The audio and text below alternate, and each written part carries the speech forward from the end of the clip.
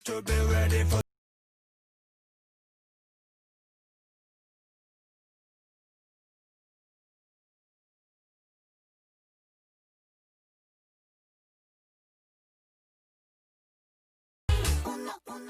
шундый оны хәрәкәтләре белән башларга булдык әлеге тапшыруны. Сәлам, дуслар. Туктале, бу челленджны бөтен дөньяда эшлиләр дип сөйлиләр. Бу дөресме? Әйе, бик дөрес, чөнки дөньяда барган карантинны бары тик яхшы кәеф кенә җиңә ала дип әйтә белгечләр. Эфирда яшьләр тукталышы сезнең белән Зөлфия һәм Ислам без башлыйбыз.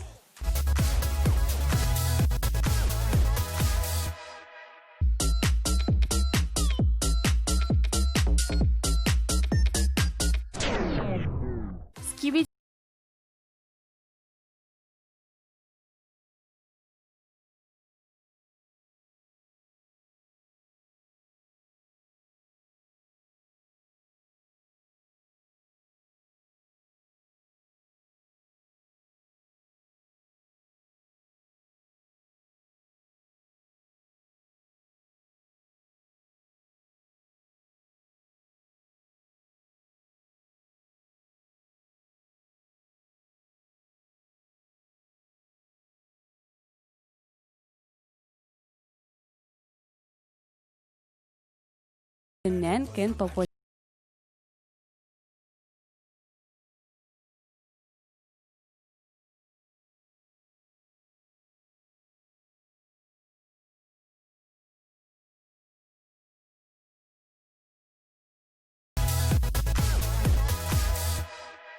Зөлфия, беләсеңме, менә бу челлендж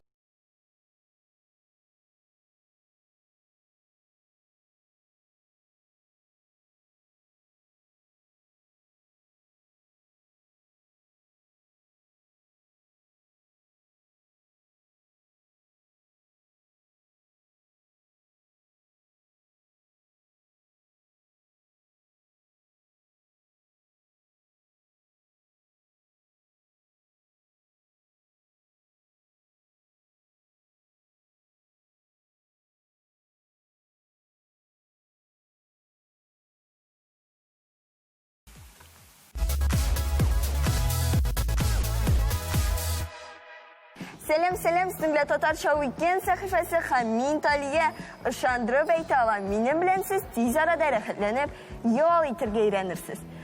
Хәтерләсәгез, узган атнаны без Чаллы буенча сәяхәтебезне башлаган идек. Үзенчәлекле урыннарны без инде күрсәттек, ә бүген Чаллыны яшьләр биеклегеннән күрсәтәчәкбез.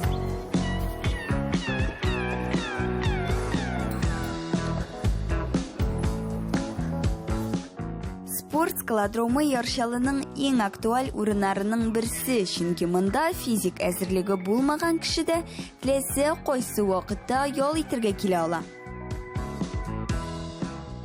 Это страховочная система, ее нужно, чтобы лазить, одеть. Как шортики одеваем, ножки в петельки. Мен моны кайдырман дип кигән идем бугай. Опа.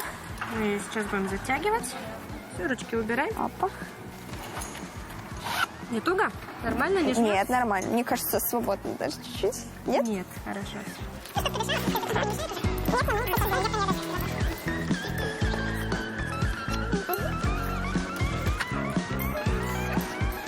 Вот это мешочек с магнезией, там внутри специальный порошок, чтобы ладошки не потели. В принципе, вот так можно делать.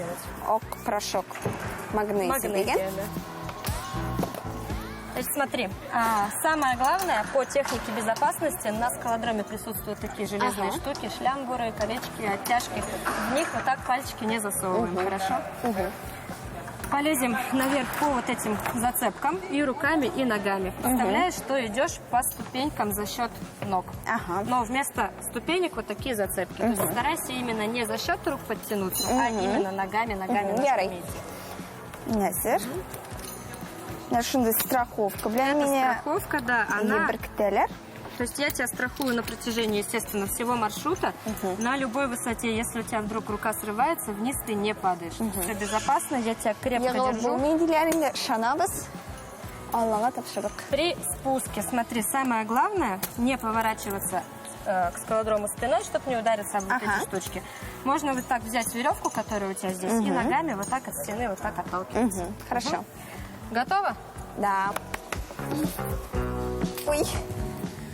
Бу бик җиңел түгел Старайся икән. руки над головой держать, так будет намного легче. Ой.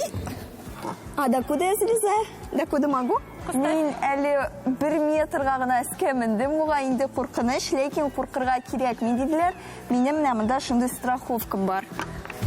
Искәндәр, менә мин әле генә төштем, минем үлеп кулларым авырта. Менә сөйләгез әле, нинди физик нагрузка кичерә кешенең тәне, менә куллары, аяклары. Ну, дұрысын кеткенде бүгінгі күнде қарағанда, әгерде сіз скалодромға келіп жүресіз екен, қазір дайын деген.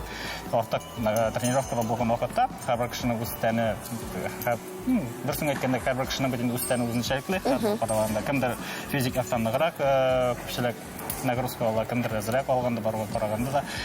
Ну, сізге қарата, бірінші тапқыр келген кішіге, бірінші тапқыр келген кішіге әр уақытта ауырақ бола. Ну, олар ауырта, бүтін тәне ауырта, енді ол нәрсәген әлізсек те ұзыншалық қабар кішінікі де. Куллар ора, аякларга нормально бугай. Биредә профессиональ инструкторлар җитәкчелегендә скалолазание белән шөгыльләнеп, позитив эмоциялар җыеп, рәхәтләнеп ял итеп кайтырга була. Шуңа күрә Яршаллыда кая барырга белмәсәгез, монда сезне көтәләр. Там уже пару шажочков.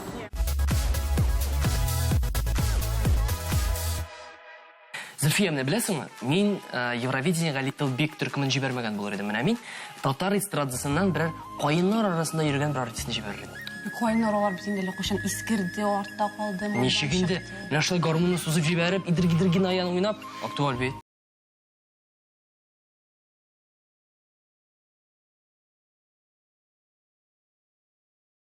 Шушы сәхифәне карыйбыз, әйме? Инандырсаң, синең белән килешәчәкмен. Эфирда Илһам Лайв сәхифәсе һәм хәзер татар эстрадасында кабынып килгән яңа йолдыз белән танышабыз.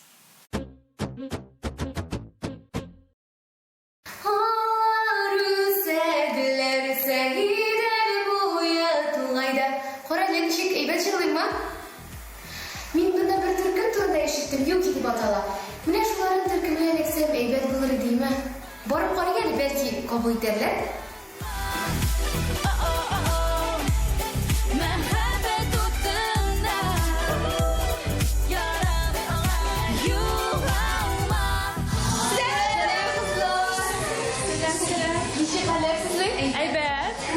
Шул кадәр күп ишеттем сезнең төркем турында һәм минем менә бик тә сезнең төркемгә эләгәсе килә. Тик моның өчен баштан сезнең белән якыннанрак танышырга кирәк. Сезнең төркемегезнең исеме шундый оригиналь, Юки дип атала. Аның килеп чыгышы нәрсә белән бәйле? Кей-поп культура белән кызыксына башлагач, шундый төркем оештыру идеясе килде һәм әлбәттә исем күп сайланган исем һәм ул Корея теленнән тәрҗемәсе уңаш. Сез ничек менә шулай бергәләшеп җыелыштыгыз? Беренче сайлап алдылар, ничек үтте, хәтерлисезме? Мин Юкига беренче кастинг буенча эләктем. Гульназ кастинг турында миңа дустым әйтте һәм мин заявка җибәрдем дә. Соңнан 3 ай буенча Гульназ белән очраштык. Миңа җырладым, бейдем һәм мин шул төркемгә эләктем. Сезне татарча серебро төркеме дип әйтеп буламы? Нинди үзенчәлекләрегез, нинди фишкаларыгыз бар сезнең?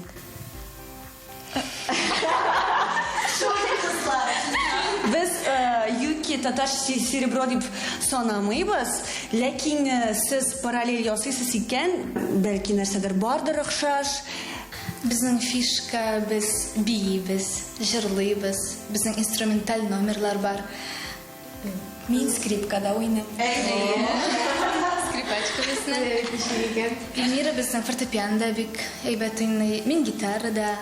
Димәк, сезнең җыр вокаль группа гына түгел, инструменталь группада Җырлы биюле инструменталь группа. Кызлар, менә сез бер-берегезнең дә әйбәт беләсездер дип уйлыйм. Шуңа күрә мин сезне тикшереп карарга булдым әле. Миннән сезгә шундый бирем. Хәзер мин сезнең берегезгә бирәм телефон һәм наушниклар. Әйдә, кем булыр икән ул? Әйдә, сиңа бирәм. Ага. Син хәзер наушникларны киясең һәм ниндидер җыр тыңлыйсың, име үзең яшаганны. Хәй кызлар сиңа үзегезнең репертуарыгыздан булган ниндидер җырларны җырлаячаклар. Синең бурычың нинди җыр икәнен белергә. Болды. Алия. Син бераз ишетәсеңме? Ишетәсең? Юк, ишетмим. Бәм. Синең белән, бәм, синең белән, бәм. Тиккә ала йөрәк. Бәм. Афәрин. Әйдәгез тагын. Син дә шулай сагынып калсаң, карама җилләренә. Мин сине шундай сагындым.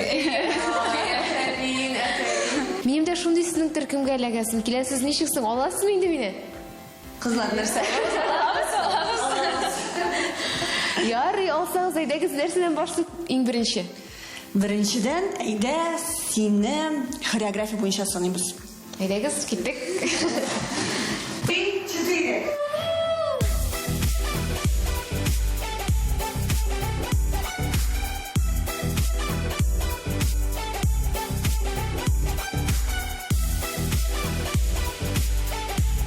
Бездә бүген кунакта Юки төркеме һәм аларның җитәкчеләре Гөлназ Батталова иде. Пока-пока!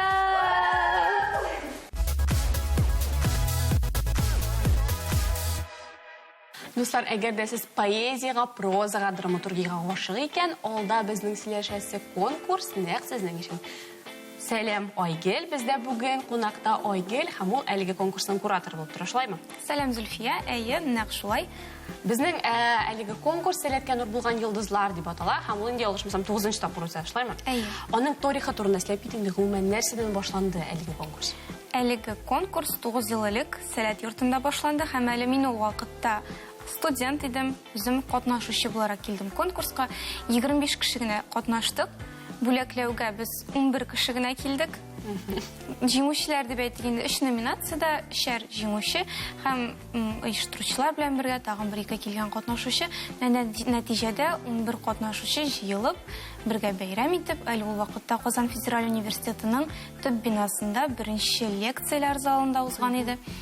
Бүләкләү тантанасы менә шунда беренче тапкыр очрашуыбыз, әлеге бәйге белән танышуыбыз шул вакытта булды.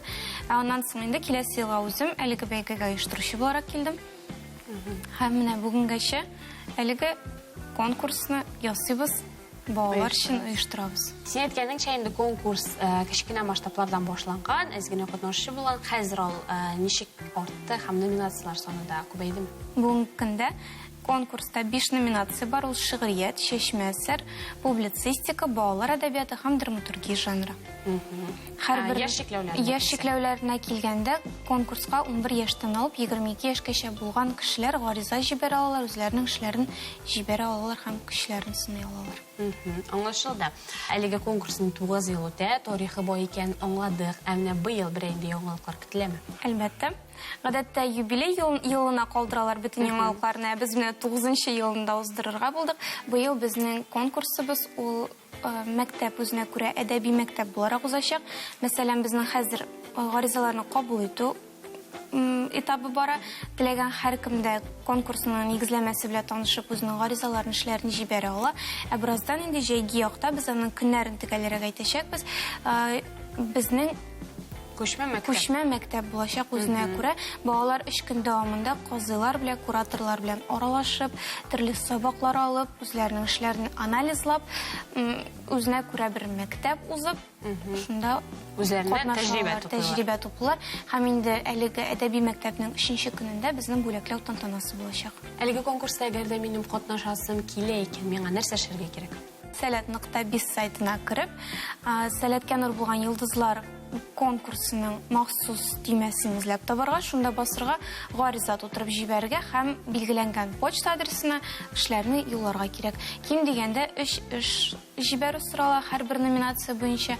Һәрбер номинациянең үзенең шартлары, нинди рәвештә, эшләр нинди рәвештә формалаштырылган булырга тиешлеге барысы да күрсәтелгән.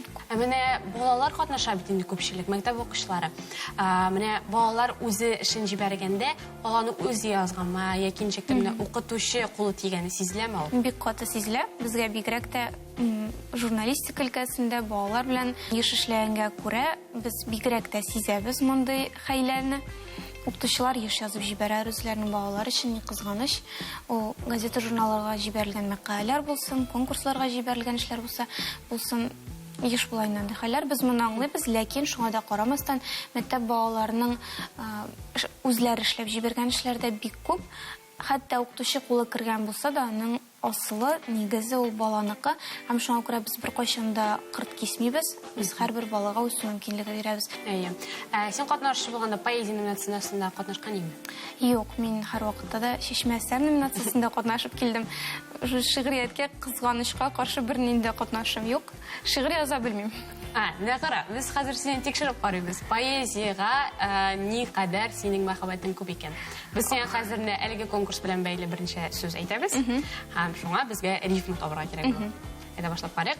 Беренчесе минем бу конкурс белән инде ассоциацияләшә шигырь дигән сүз.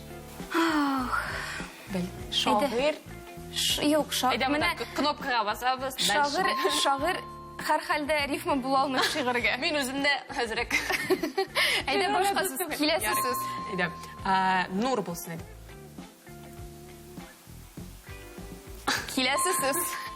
Йолдыз. Киләсе сүз.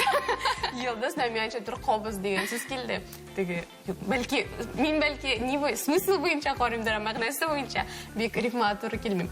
Һәм инде Сәләткә нур булган йолдызлар конкурсының оештыручысы булган Сәләт. Сәләтне аны бер нәрсә белән дә рифмалаштырырга кирәкми. Сәләт ул йөрәктә менә шул. Сәләт йөрәк, менә. Ну, үзенә күрә бер рифма, ләкин Сәләт ул һәрвакыт йөрәктә. Шул шигырьне үзеңә мотивация итеп алсаң, бик әйбәт була инде. Ярый, менә шушы нотада безнең сөйләшүебез ахырына якынлашты. Сәләткә нур булган йолдызлар конкурсына гаризалар кабул итү кампаниясе дәвам итә. Безнең тапшыруыбыз алга таба.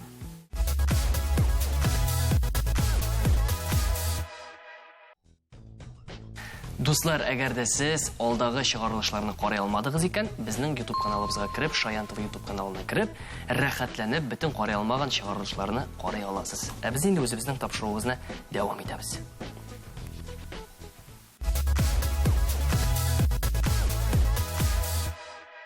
Сез Тукайны шагыйрь буларак кына беләсезме? Менә йолдызлы экскурсия аны бөтенләй башка яктан ача. 2015 елдан эшләп килүче проектта җырчылар да, министрлар да, журналистлар да үзләрен экскурсовод ролендә сыный. Менә йолдызлы экскурсия вакытында һәр кем Тукайны үз карашыннан ача. Һәр кешенең тормышына Тукай үзенчә тәэсир итә. Кем өчендер аның музыкаль әсәрләре якын. Музыкаль әсәрләре дип инде аның көйгә салынган әсәрләре якын. Кем өчендер ул журналист буларак мөһимрәк иҗатта. Кемдер аны бүгенге сулыштан, бүгенге көн карашыннан инде блогер була алыр иде микән темага ачып карый. Әлеге йолдызлы экскурсиядә Шаян ТВ каналының алып баручысы Айсылу Җамалиева үзен экскурсовод ролендә сынап карады. Ул Тукайны балалар өчен әсәрләр иҗат иткән шагыйрь буларак ачты. Бу бик җаваплы эш. Айсылу нинди хисләр кичерде икән? Bir яктан бик кызык булды, икенче яктан ул бик зур җаваплык, чөнки мин Габдулла Тукай турында сөйләдем һәм аның биографиясын белергә кирәк иде, бик әйбәт белергә кирәк иде. Әмма миңа бик ошады, бөтен балалар бик якты, аларга дөрестән дә кызык булды. Һәм миңа үземә дә бик кызык булды, чөнки экскурсия вакытында мин үземә дә бик күп кызыклы мәгълүмат белдем. Габдулла Тукай теләсә кемгә шалтыратып, үзенең шигырьләрен сөйләргә яраткан. Хәзер без дә шалтыратып, аның шигырьләрен тыңлап карыйбыз.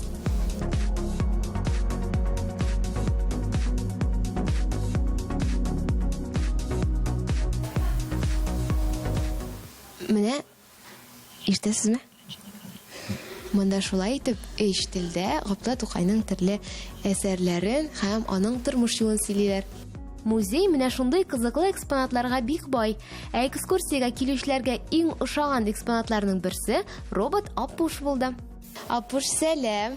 Қарайлы, миңа Габдулла Тукай турында нәрсәләр сөйләрсең икән син? Аның турында сөйләп кит әле. Габдулла Тукай шүрәле, театр, китап, шагыйрь, милли моңнар, Казан һәм Казан арты, Пишән базары, Яһүд яңа кисек баш, Су анасы, исемдә калганнар кебек күренекле әсәрләрнең авторы. Аның Менә шулай, Апуш, Габдулла Тукай турында бик күп информация сөйли безгә. Экскурсиядә олылар да, нәниләр дә бик теләп катнаша. Һәркем өчен Тукай төрле һәм һәркем аны үз итә. Син беләсеңме Габдулла Тукайның кем икәнен? Әйе. Ә кем соң ул шундый? Габдулла Тукай. Ул шигырьләр язган. Әйе. Ә нинди шигырьләрен беләсең син Габдулла Тукайның? И туган тел. Сөйлисеңме миңа? Әйе. И туган тел, и матур тел, әнкәм-әнкәмнең теле. Дөньяда күп нәрсә белдем, син туган тел аркылы. Шаян ТВ әлеге экскурсиядә алган белемнәрне викторина ярдәмендә тикшереп тә карады. Чара шигырьләр сөйләү һәм туган телне җырлау белән тәмамланды. Буш вакытларыгызда сез дә күбрәк укырга һәм йылдызлы экскурсияләргә йөрергә онытмагыз.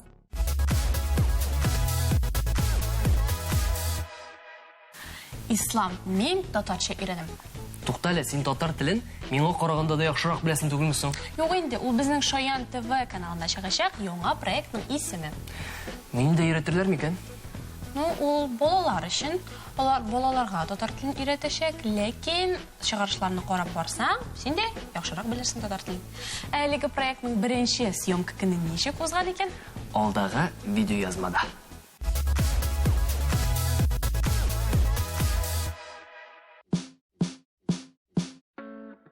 Шаян ТВ телеканалының экраннарда чыгачак яңа проектының максаты рус телле балаларга татар телен өйрәтү, татар теленә карата кызыксыну уяту. Шулай ук аларны татар телендә аралашырга, ишетеп, аңларга, укырга, язарга өйрәтү мөһим урын алып тора. Нихао, сәлам. Тапшыруда укытучы һәм ике укучы катнаша. Укытучы ролен Кәрим Тинчурин исемендәге Татар дәүләт драма һәм комедия театр актрисасы Гүзәл Гафарова башкарды. Вакыт әзерләнергә бик күп түгел иде, шуңа күрә мин бик дулкынландым да камерага кайту. Минем әллә ни зур практикам юк иде. Шуңа күрә кайтканда кире камераларга студиядә эшләү яңадан әлбәттә ул бераз дулкынландыргыч. Каушыйсың да, балалар белән дә контактны булдырырга кирәк. Менә ул яктан да һәм программаның сюжетына да бәйле булырга кирәк. Менә бу форматта эшләргә тагын бераз эшлисе бар әле дип уйлыйм. Әмма минемчә инде мин моңа әзер идем, чөнки беренче тапкыр ул һәрвакыт шулай узып китә. Киләчәктә дуслашып китеп, җиңелрәк, тизрәк үз бер-беребезне аңлашып эшләп булыр дип өметләнәм. Элегрәк Гүзәлне поем и учим татарский язык проекты алып баручысы буларак белдек. Ул шулай ук балаларга татар телен өйрәтүгә багышланган иде. Күңелле яшик бергәләп, айтырдыр там-там. Данир. Күңелле яшик бергәлеп, айтырдым там-там. Рената. Күңелле яшик бергәлеп, айтырдыр там-там. Афәрин, кызлар, егетләр, булдырдыгыз. Ну а сейчас давайте все вместе споем третий куплет. Вы готовы? Да! Поехали! Эй, дусларым, шул айтырдыр там-там. Сез минем якыннарым, шул айтырдыр там-там. Ә инде укучыларга килгәндә беренче чыгарылышта аларны да чын йолдызлар Самира һәм Ваня башкарды. Алар кечкенә чактан ук экраннарда балкый. Люба, братцы, Люба, братцы, жизнь. Эй! Внимание на экран, смотрим и угадываем. Это профессия, когда у тебя всегда на ней будут грязные руки. Но некоторые умудряются ее намазать себе на лицо. Шаян ТВның татар телен үстерүгә зур өлеш керткәнен инде беләбез. Күпләгән проектлар моңа дәлил. В эфире программы «Бергәләп өйрәник», где мы учим слова на татарском языке. Шаян дәрес вакыты җитте. Шәкертләр, якынрак килегез. Татар теленең тагын бер бүлеге ул пунктуация. Яңа проектта алар кебек озын гомерле һәм ачышларга бай булыр дигән теләктә калабыз.